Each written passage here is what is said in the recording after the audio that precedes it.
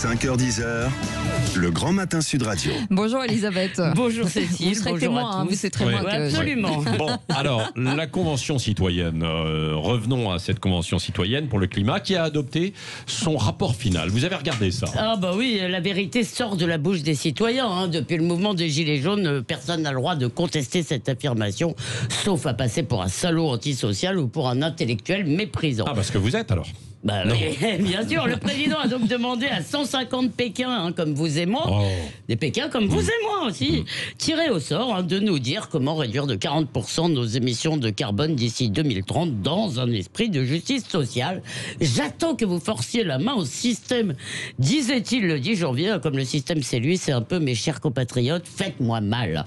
Et le plus accablant, c'est que tous les médias feignent de prendre au sérieux cette usine à gaz et que donc elle pourrait peut-être le devenir. Mais qu'est-ce que vous avez contre cette convention, Elisabeth Lévy? J'ai rien contre les gens, en rien pour d'ailleurs non plus, mais je me demande ce qui les qualifie pour définir la politique de la France. Ils n'ont ni légitimité politique, ni légitimité technique ou scientifique. Ils ne représentent qu'eux-mêmes et un peu l'air du temps. En fait, la démocratie représentative, vous savez, elle est contestée notamment parce qu'elle échoue à sélectionner les meilleurs pour nous représenter. Eh bien, la démocratie participative ou directe, hein, qu'on voit en œuvre, nous raconte qu'il n'y a pas de meilleure, que toute hiérarchie est suspecte, y compris celle du mérite. Bon, très bien, mais et les propositions alors? Ah comme l'écrit un internaute, elle prouve qu'il n'est pas nécessaire d'être énarque pour pondre des propositions sans le moindre intérêt.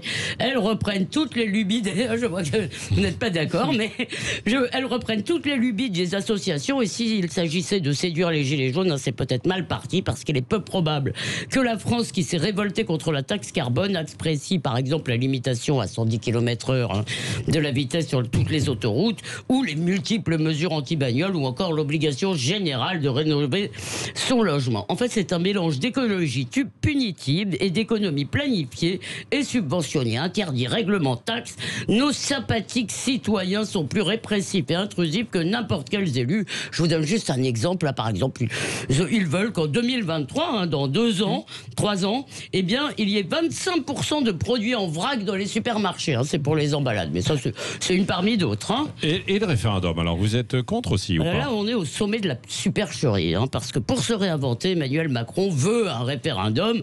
Et évidemment, il veut un référendum sans trop de risques. Donc l'écologie, c'est le bon terrain, puisque évidemment, tout le monde est pour. Vous n'êtes pas pour détruire la planète, j'espère. Alors, nos conventionnels ont eu 2 idées. Inscrire dans la Constitution la primauté de la lutte contre le changement climatique, qui est primauté notamment sur nos libertés, comme l'a dit François-Xavier Bellamy. Et ils veulent aussi introduire dans notre droit le crime d'écocide. C'est un terme qui montre que faire du mal à la planète, c'est mal. Alors moi, j'ai une meilleure idée. Je pense que le président devrait m'écouter pour son référendum. S'il le veut vraiment sans risque, eh bien j'ai une meilleure question. Il n'a qu'à demander à tous les Français, êtes-vous pour le bien? Eh bien peut-être qu'il gagnera. Merci. Le regard libre, comme chaque matin, d'Elisabeth Lévy à 8h15. Et on en reparlera dans le petit déjeuner de l'actualité, puisqu'on aura, outre Thierry Guerrier, Yves de Cardrel et Christine Bouillot, tout à l'heure, donc à 9h, nous aurons